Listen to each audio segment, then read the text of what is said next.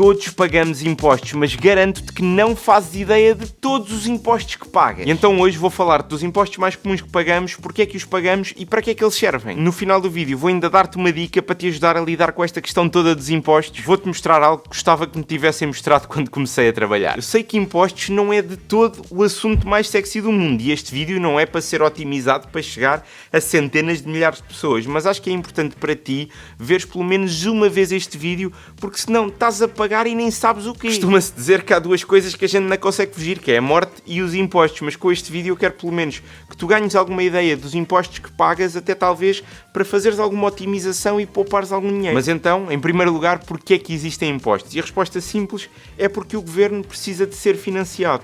As pessoas que trabalham no Estado precisam de receber o seu salário e também precisamos de dinheiro para as medidas que o governo quer implementar. Por exemplo, uma empresa como a Apple ganha dinheiro produzindo iPhones, Macs, etc., vendendo-os ao consumidor e recebendo dinheiro em troca. E depois com esse dinheiro paga aos seus funcionários e tem mais dinheiro para produzir mais produtos. Já o Estado não vende nada às pessoas, portanto esse dinheiro que é necessário para pagar a quem lá trabalha e para as medidas que eles querem implementar tinha que vir de algum lado, vem dos impostos. Quero só chamar a atenção que este assunto dos impostos é um assunto sensível e que rapidamente vira político, porque há pessoas mais à direita que defendem menos impostos, há pessoas mais à esquerda que defendem mais impostos e há pessoas no meio. Naturalmente, eu tenho a minha opinião e a minha posição pessoal, mas ela neste vídeo não interessa para nada, porque nós não estamos a falar do que é que deveria acontecer. Estamos a falar do que é que efetivamente acontece à data de hoje e como lidar com isso. Pois sobre o que é que deveria acontecer, a gente pode conversar a cada 4 anos quando há eleições. Continuando, já sabemos porque é que há impostos, mas afinal, para que é que eles servem? E podem ser mais ou menos divididos em 5 categorias diferentes. A primeira é o financiamento de serviços públicos, como as escolas públicas, hospitais públicos, polícias, comboios, autocarros, etc. A segunda categoria, que é uma que existe em Portugal por ser um país mais à esquerda e que pode não existir em países mais à direita, é a da redistribuição, em que a ideia é que existem pessoas mais ricas e pessoas mais pobres, e então quem ganha mais paga mais para tentar reduzir a desigualdade social. A terceira categoria é a manutenção do Estado e serve para pagar salários a funcionários públicos, a juízes, garantir a manutenção de tribunais, dos serviços públicos, por exemplo, quando queres ir fazer o cartão de cidadão. Já em quarta aparecem os impostos para regulação da economia, por exemplo, meter impostos altos no tabaco ou no álcool, para meio que tentar que as pessoas não os consumam e se os querem consumir que paguem um prémio, para poder também baixar os impostos, por exemplo, em comida de restaurante, para ajudar os restaurantes locais. E a quinta utilidade dos impostos é uma que a gente já não tem nada a ver com ela, que é para pagar dívidas públicas. O Estado contrai regularmente grandes empréstimos, seja para cobrir déficits, seja para fazer grandes obras, e depois tem que os pagar. E às vezes quando não consegue porque não gerou receita suficiente, tem que nos ir mais ao bolso. Posto isto, existem basicamente 2 tipos de impostos. Os diretos, que incidem diretamente sobre aquilo que nós ganhamos, e os indiretos, que incidem sobre aquilo que nós compramos. É uma coisa que temos de ter atenção, porque a maior parte das pessoas acha que quando recebe o dinheiro e paga os impostos, seja o IRS, seja outro tipo qualquer, já acabou a sua epopeia, o dinheiro já é seu. Mas isso não é verdade, porque quando for comprar algo, vai novamente pagar impostos. Já agora, a título de curiosidade, os impostos com mais impacto no orçamento de Estado, ou seja, no dinheiro que o Estado tem para gastar durante o próximo ano, são o IVA, 40%, o IRS, 30%, e o IRC 15%, e já vamos falar mais sobre ele. Acho também importante saberes que Portugal é o 8º país com maior carga fiscal da OCDE, que é basicamente uma organização para desenvolvimento económico que junta 38 países, tipo Estados Unidos, Alemanha, França, Canadá, etc. Chegamos então à altura do vídeo em que vamos falar de quais são os impostos que pagamos. E se estás a gostar, não te esqueças de subscrever o canal, mas a primeira coisa que eu quero que saibas é que os impostos podem variar consoante se estamos num continente ou nas ilhas, consoante a nossa idade, consoante aquilo que compramos. Existem muitas variáveis para determinar a percentagem que vais pagar, mas vamos lá começar pelos impostos diretos, ou seja, aqueles que tu pagas por ganhar dinheiro. O primeiro, e provavelmente o mais conhecido deles todos, é o IRS, Imposto de Rendimentos Singulares, que pode variar entre os 0% se não ganhares nada e os 48%, exatamente. Existem pessoas que pagam metade daquilo que ganham num ano. A ideia deste imposto é basicamente taxar os teus ganhos, taxar o valor que tu produziste para ajudar com todas aquelas coisas que já falámos lá atrás. Portanto, imagina que ganhas 20 mil euros num ano com o teu salário ou com os pescados que tu fazes, com os recibos verdes, etc., vais entregar uma parte desse dinheiro ao Estado. Existem depois deduções de algumas despesas que podes fazer, como ir ao cabeleireiro, despesas de saúde, etc. E este imposto é um imposto progressivo, ou seja, quem ganhar mais dinheiro vai pagar mais dinheiro também. Quero, no entanto, desmistificar aquela coisa que se diz que se o meu salário aumentar X e eu subir de escalão de IRS, vou ganhar menos dinheiro. Malta, isso é completamente mentira. Quanto maior for o teu salário, mais dinheiro vais ganhar, ponto, mesmo com os descontos de IRS. O que acontece sim é que a maior parte das pessoas experiencia o IRS como uma retenção na fonte, ou seja, todos os meses o seu empregador não lhe paga uma parte do salário à pessoa porque entrega essa parte ao Estado para garantir que no final do ano essa pessoa tem dinheiro para pagar o IRS. E o que pode aumentar sim é a percentagem de retenção que temos do nosso ordenado, fazendo sim com que ao final do mês ganhemos um bocadinho menos do que o que estávamos a ganhar antes de sermos aumentados. O que é que acontece? Quando for a altura do reembolso do IRS, também vamos receber muito mais do que o que estávamos a receber antes. Portanto, o montante final que vamos ganhar naquele ano fiscal será sempre maior. E outra coisa muito, muito importante é que, malta, ninguém recebe IRS do Estado. Isto foi uma tática ultra genial que eles inventaram para nós pensarmos que o Estado nos está a dar dinheiro. Não está, malta. O Estado só nos está a devolver aquilo que já era nosso e que nós lhes emprestámos durante o ano porque o Estado não confia em nós e não confia que nós vamos ser capazes de pagar o IRS ao final do ano e então quer ter aquela segurança, aquela garantia e obriga-nos a ter lá esse dinheiro retido. Agora, nós não recebemos IRS, nós pagamos IRS. Para as pessoas que trabalham para uma entidade, é isto que vai acontecer. Agora, não sei se já reparaste que muita gente que trabalha por conta própria opta por abrir empresa e também existe o IRS das empresas que se chama IRC. A ideia é absolutamente a mesma, taxar o lucro das empresas, só que o imposto, em vez de variar entre os 0% e os 48%, varia entre os 0% se não tiveres lucro, mas normalmente entre os 17% e os 21%. Este imposto incide sobre o lucro das empresas, não sobre a faturação. Ou seja, imagina que eu vendi produto e faturei 100 mil euros, mas gastei 50 mil euros com empregados, com loja, etc. Então, o IRC só vai incidir sobre esses 50 mil euros. E essa é a razão pela qual muita gente tende a criar empresa. É porque tu consegues deduzir muito mais despesas do que consegues em IRS. Mas atenção, mesmo tendo uma empresa, não te safas do IRS. Quando tu tiras um salário para ti como CEO da empresa, tu vais pagar IRS. Se no final do ano tiveste, imagina, 50 mil euros de lucro e os quiseres tirar para ti pessoal, vais também pagar IRS sobre eles, que pode ir de duas formas. Podes englobar naquelas taxas nos escalões de IRS, ou então podes pagar só 28%. Agora, o segundo imposto direto assim mais comum e que a nós nos interessa muito aqui neste canal é o imposto sobre investimentos. Ele vem como uma parte do IRS e vais pagar 28%. Atenção que estes 28% não são pagos sobre o valor que tu retiras, mas sim sobre as mais-valias que geras.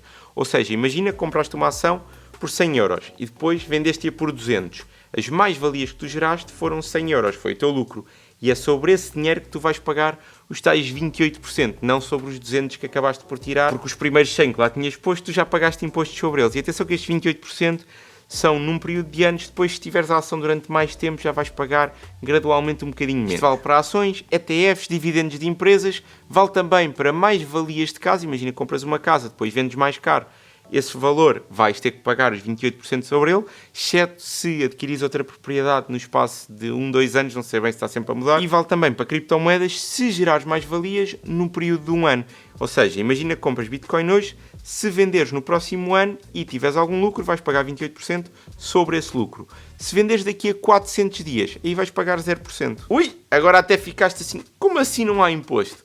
Pois, é porque o governo sabe que cripto atrai muito dinheiro e então eles querem atrair. É a mesma razão pela qual um IRC mais baixo atrai empresas mais poderosas para o teu país e tu depois tens que fazer aquele balanceamento entre quereres ir buscar dinheiro aos impostos, mas quereres atrair pessoas com dinheiro e empresas com dinheiro. Posto isto, chegamos agora aos impostos indiretos, que são aqueles que estão mais escondidos e tu podes não dar bem conta, ou mesmo que saibas, não percebes o real impacto que eles têm. O primeiro deles é o IVA, e eu quero que prestes mesmo atenção aqui, porque toda a gente conhece o IVA, mas meio que uma pessoa não liga muito. Pois bem, eu vou-te dizer que o IVA será um dos maiores matadores de riqueza do consumidor final. Repara numa coisa, imagina que o valor de um iPhone é 1000 euros, mas ele depois chega cá a Portugal e tem que levar com o IVA em cima, portanto leva com mais 23%, vai ser vendido, vamos imaginar, a 1.200 euros. E tu no teu trabalho fizeste alguma coisa, produziste valor e então pagaram-te 1.000 euros, ou seja, 1.000 euros foi o valor do trabalho que tu produziste. Na verdade, tu com os 1.000 euros de valor que produziste, apenas vais conseguir comprar algo que na verdade valha tipo 800. Os outros 200 vão para o Estado. Ora, o IVA é algo que está presente na maior parte das coisas que tu poderás vir a comprar e varia entre os 6% para comida, por exemplo, e os 23% para a maior parte das coisas. Esse valor do IVA é recolhido pela empresa a quem tu compraste alguma coisa e depois vai ter que ser entregue ao Estado. Por exemplo, no caso da minha empresa, é de 3 em 3 meses. Na minha opinião, o IVA é mesmo daqueles impostos muito duros para pessoas que trabalham por conta de outrem. Porque, por exemplo, eu, como tenho uma empresa, não sinto muito o peso do IVA. Aliás, pelo contrário, imagina que eu cobro por uma menção 5.000 euros. O que eu cobro à empresa com quem estou a trabalhar é 5.000 euros mais IVA. Portanto, eles vão-me pagar, tipo, imagina 6.000. Depois, no final do trimestre, eu vou ter que entregar esses 1.000 euros extra de IVA que cobrei ao Estado. Mas repara que durante ali 2, 3 meses eu tenho 1.000 euros emprestados à minha empresa a taxa de juros zero. Portanto, o IVA para as empresas até chega a ser bom, exceto quando tem que aumentar o preço de tal maneira por causa do IVA também ter aumentado e depois o consumidor final diz assim, epá, não, mas eu a esse preço já não consigo comprar o teu produto. Aí o IVA é mau para as empresas. Só que, por exemplo, tu tendo uma empresa, se fores comprar alguma coisa que se insere dentro da tua atividade, tu vais depois poder deduzir esse valor do IVA. Ou seja, eu aqui tenho um canal de finanças, um canal de tecnologia, produzo YouTube, imagina que eu vou comprar um iPhone. Eu paguei o valor do iPhone, tipo à Vorten, com IVA, mas no final do trimestre, aquele IVA que eu tenho que entregar ao Estado, que recebi dos meus clientes, eu vou-lhe descontar o valor do IVA que paguei do iPhone, porque esse já o entreguei à Vorten, que depois o vai entregar ao Estado. O que significa, trocado por miúdos, que eu compro o iPhone sem IVA. Aliás, se comprares fora de Portugal, mas dentro da Comunidade Europeia, até podes mesmo fazer a compra logo sem IVA e só pagas esse valor. E isto existe exatamente porque o IVA é um valor para imputar ao consumidor final, não às empresas. Já os produtos que não pagam IVA, tipo as casas, têm outro imposto que é basicamente o IVA, que é um imposto ultra antigo, o imposto de selo. A ideia é basicamente a mesma, que é o Estado lucrar com aquela transação.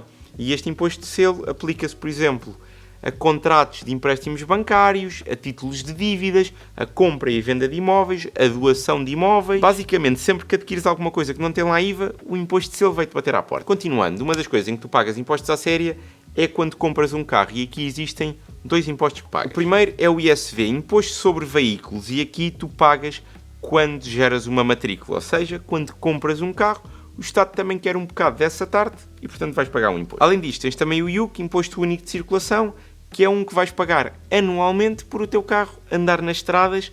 Tens aqui uma exceção, que é os carros elétricos, neste momento, não pagam, mas vou-te dizer, isto também não vai demorar muito tempo. Já naquela que vai ser provavelmente a maior compra da nossa vida, a compra de uma casa, também aí temos impostos. O primeiro é o IMT, que é um imposto que vais pagar quando compras uma casa. É um imposto municipal para ajudar as autarquias e que vai depender muito consoante a localização da casa que comprar. Tem mesmo um delta muito grande, tanto pode ser 0% como pode ser 10%, tem que se ver casa a casa. Tens também o imposto de selo que já falámos aqui no ato de compra de casa e no ato da contração do crédito para pagar essa casa. E depois tens um imposto que te vai bater à porta todos os anos. O IMI, que vais ter que pagar anualmente ao município onde tu vives, serve também para esgotos, para polícia municipal, arranjar estradas, recolha de lixo, etc. Tudo aquilo que a tua autarquia tem que te providenciar e, mais uma vez, varia muito. Existem IMIs de 0,3%, existem IMIs de 7,5%. Vai depender de onde é que está a tua casa. Depois disto, tens muitos outros tipos de impostos para coisas mais de nicho. Por exemplo, tens impostos mais caros para tabaco, para álcool, para casino, mas aqui já não é tão interessante estar a falar deles, porque já vai ser para um conjunto muito mais pequeno de pessoas. Depois disto, o que eu quero que tu percebas, isto é mesmo importante, é que seja qual for o tipo de imposto, e os diretos é muito fácil de perceber, mas os indiretos também, é que todos os impostos vão sempre refletir no preço final que o consumidor paga. Achar que aumentar o IRC às empresas para elas pagarem mais impostos vai fazer com que elas tenham menos lucros é viver um bocado num mundo à parte, porque o que essas empresas vão fazer é, elas já estão estruturadas, elas têm a margem de lucro delas, e o que elas vão fazer é aumentar o preço para o consumidor final, aumentando também assim, claro, a inflação e tirando poder de compra ao consumidor. Portanto, concordes ou não com o aumento de impostos ou com baixa de impostos, percebe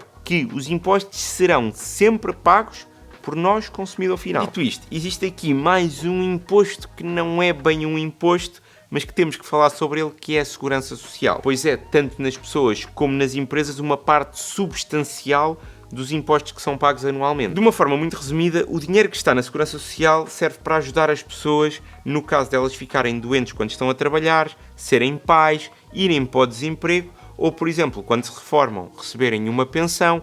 Caso alguma das pessoas do casal morra, a outra pessoa receber também uma pensão, subsídios de invalidez, etc. Portanto, serve mesmo para garantir que toda a gente tem sempre pelo menos algum dinheiro. Agora, também é uma talhada muito substancial no valor que tu geras quando trabalhas, porque para já é o primeiro imposto que tu pagas mensalmente. E são cerca de 34% do valor que tu geras. Basicamente, os pagamentos à Segurança Social estão divididos em dois. Existe o valor que o empregado paga e o valor que o empregador paga. O valor a pagar é sempre calculado segundo o ordenado bruto do trabalhador. E o que é isto do ordenado bruto e do ordenado líquido? Basicamente, o salário líquido é aquele que tu levas para casa ao final do mês e que é composto pelo rendimento líquido que paga a Segurança Social e pelo subsídio de refeição, que não paga a Segurança Social. Já o teu salário bruto é, na verdade, o valor do teu trabalho, pois é sobre o salário bruto que tu descontas da Segurança Social, que são 11% ao mês, e também sobre ele que fazes a tua retenção de IRS. Portanto, tens o teu salário bruto, tiras-lhe 11% da Segurança Social, tiras-lhe a retenção de IRS, tens o teu rendimento líquido, somas-lhe subsídio de refeição, tens o teu salário líquido. Acontece que o teu empregador também vai pagar segurança social sobre o teu salário bruto, normalmente 23,75. Portanto, um quarto do teu salário, o teu empregador tem também que pagar ao Estado em segurança social. E mais uma vez, eu acho que isto é um engodo, porque o que nós estamos a dizer é que a empresa paga 23,75 de segurança social e o trabalhador só paga 11. Mas malta, pensem comigo, uma pessoa que recebe, por exemplo, 1.300 euros tem um custo para a empresa de mais ou menos 2.000. Isto significa que o empregador acha que o trabalho daquela pessoa vale 2.000 euros, senão não iria estar a pagar 2.000 euros todos os meses, apesar da pessoa só receber 1.300. E para uma empresa, eu, por exemplo, gostava que o valor que pago mensalmente pelo Rui entre o ordenado e os impostos, eu gostava que ele fosse todo para o Rui, mas não vai. Agora, se vai uma porcentagem para a Segurança Social, outra para a retenção, as empresas meio que não querem saber. Elas estão preocupadas com o custo real do trabalhador e se ele vale aquele custo que elas têm. Quem quer saber é o trabalhador em si, porque é a diferença entre receber 2.000 euros e receber 1.300. Portanto, mais uma vez, quem paga todos estes impostos, por mais que a narrativa do Estado seja que as empresas pagam, quem paga é sempre o trabalhador, é sempre o consumidor final. E atenção, nós cá em Portugal temos muito esta mentalidade, não é porque as empresas são o papão, As empresas são feitas por pessoas. E a empresa das duas, uma. Ou trabalha dentro de uma margem de lucro e consegue subsistir e há uma razão para ela subsistir, ou seja, consegue ganhar dinheiro, consegue pagar às pessoas e ainda consegue acrescentar algum valor para quem criou a empresa. Se não acrescentar valor, a pessoa não vai estar a chatear-se, a trabalhar, a ter preocupações para não tirar nada ao final do ano. Portanto, o que acontece quando sobem os impostos? A margem de lucro tem que manter, portanto, sobem o preço dos produtos. Ainda dentro deste assunto da Segurança Social, quem trabalha por conta própria, os chamados recibos verdes, também vão pagar a Segurança Social, assim como os empresários em nome individual. Posto isto, o que eu quero agora é que tu percebas o real valor dos impostos que tu pagas e para isso vamos fazer aqui umas continhas. Eu vou começar com um tipo de ordenado, mas tu substituis o ordenado que eu meti aqui pelo teu ordenado. E isto é importante porque eu quero que metas uma coisa na cabeça. Fugir aos impostos é mau, é errado, é ilegal, não o faças. Mas otimizar impostos é uma coisa que não só é inteligente como é boa. Quando uma empresa otimiza impostos, significa que vai conseguir pagar mais aos seus funcionários ou contratar mais funcionários. E quando uma pessoa individual otimiza impostos, significa que pode gastar mais dinheiro no comércio local, ou seja, meter as pessoas à sua volta com mais recursos. E então, vamos pegar aqui numa pessoa, que é o Zé Manel, e vamos imaginar que o Zé Manel gera valor para a empresa onde trabalha no montante de 2.000 euros por mês, ou seja, o seu salário bruto é 2.000 euros por mês. Deste salário, o Zé Manel tem que pagar a sua segurança social, 11%, e tem que fazer a sua retenção de IRS, que está nas tabelas de retenção de IRS e que depende sempre do salário. E, portanto, o salário líquido dele vai ser mensalmente 1.431 euros. E se calhar tu agora já estás aí preocupado a dizer, Bernardo, eu comecei agora a trabalhar e eu não pago nem segurança social, nem faço retenção. Eu devia estar a pagar isso todos os meses. Eu só recebo aquilo que a minha empresa me transfere uma vez por mês e está feito. E é exatamente isto, porque é mais uma manha do Estado para te fazer esquecer que tu estás a pagar impostos. Quem paga não só os impostos da empresa, como os teus, é a tua empresa numa coisa que se chama TSU. Podes dizer que gostas do Estado, que não gostas. Agora que eles são burros, isso não podes dizer. Ora bem, já temos 1.431 euros de salário líquido, mas agora vamos perceber qual é que é o valor anual que o Zé Manel realmente produz, para depois termos uma comparação entre aquilo que vamos ganhar e aquilo que na realidade produzimos. Ora, o Zé Manel tem um salário bruto de 2.000 euros, que temos que multiplicar por 1,2375, que é a segurança social que a empresa vai pagar, e depois temos que multiplicar esse valor por 14, que são os 12 meses do ano que a empresa vai pagar ao trabalhador, mais o subsídio de férias e o subsídio de Natal, que também tem que contar. Com estas contas, percebemos que a empresa acha que o Zé Manel gera pelo menos 34.650 euros de valor anualmente, ou 2.475 euros por mês. Portanto, este é o valor que a tua empresa está disposta a gastar contigo. Agora, destes 34.650 euros que a empresa gasta contigo, vamos perceber quanto é que acaba realmente no teu bolso como poder de compra, ou seja, quantas coisas é que tu podes comprar com o dinheiro que recebes. Ora, dos 34.650 euros, a empresa vai pagar segurança social 14 vezes, portanto, ficamos com 28.000 euros. Depois, tu também vais pagar segurança social 14 vezes, portanto, ficamos com 24.920 euros. E depois, no final do ano, vais pagar o IRS, que serão mais ou menos 5.012 euros. Isto diz-nos que dos 34.650 euros que a empresa gasta, tu no teu bolso anualmente consegues ter 19.908 euros. E a maior parte das pessoas normalmente fecha as contas por aqui, só que isso está errado, porque temos que contar também, como já falámos há bocado, com o IVA, porque o nosso poder de compra real, aquilo que nós vamos conseguir comprar, vai ser sempre o dinheiro que nós temos no bolso, mas temos que descontar o IVA. Como falámos, existe IVA de 23%, existe IVA de 6% e os portugueses gostam muito de ir ao restaurante, portanto vamos considerar aqui um IVA médio de 20%. E a conta para calcularmos esse nosso poder de compra real é muito fácil, que é pegarmos no dinheiro todo que ganhamos e dividir por 1,20, porque a taxa de IVA média que estamos a considerar é 20%. Isto dá-nos um valor de 16.590 euros ao ano, o que a dividir por 12 meses dá um valor de 1.382 euros dos 2.475 euros que a empresa pagou. E atenção que isto não é o teu poder de compra real todos os meses, porque o subsídio de férias e o subsídio de Natal tu só recebes em certa parte do mês. Nós estamos aqui a tentar avaliar anualmente o que é o teu poder de compra. E infelizmente é quase metade do valor que a empresa gasta contigo. Aliás, se tiveres ordenados mais fortes, mais altos, vai ser metade do que a empresa gasta contigo. Espero que tenhas acompanhado as contas e que tenhas feito para o teu ordenado para perceberes qual é que é o teu poder de compra real ao final de cada mês. E agora, claro que isto nos leva a uma pergunta que é, então, pagar impostos é bom ou é mau? E aqui, mete mesmo isto na cabeça. Não existe uma resposta certa e uma resposta errada. Existe a crença pessoal de cada um e nós não só devemos respeitar todas as crenças, como temos que perceber que se aquela pessoa tem uma opinião diferente da nossa, então é porque se calhar aquela pessoa já passou coisas na vida que nós não passamos, porque ninguém é maluco. Pessoalmente, e por isso até é que eu não me sinto representado por nenhum partido. Eu acredito no Estado Social, mas também acredito no capitalismo como a melhor forma de gerar valor para uma economia. E este partido não existe. Basicamente, sim, acho que é importante existir impostos, mas na quantidade apenas essencial para que o Estado Social possa apoiar aquelas pessoas que precisam mesmo de apoio. Só que ao mesmo tempo tem que se garantir que esses impostos são geridos por pessoas altamente competentes, pessoas que ganham muito bem, pessoas que não vão entrar em corrupção porque já têm mais dinheiro do que aquilo que precisam. Eu sei que isto é um bocado uma utopia, mas é aquilo em que eu acredito. E atenção, que isto não significa que esta seja a única forma válida de fazer as coisas. Eu acredito que é a melhor.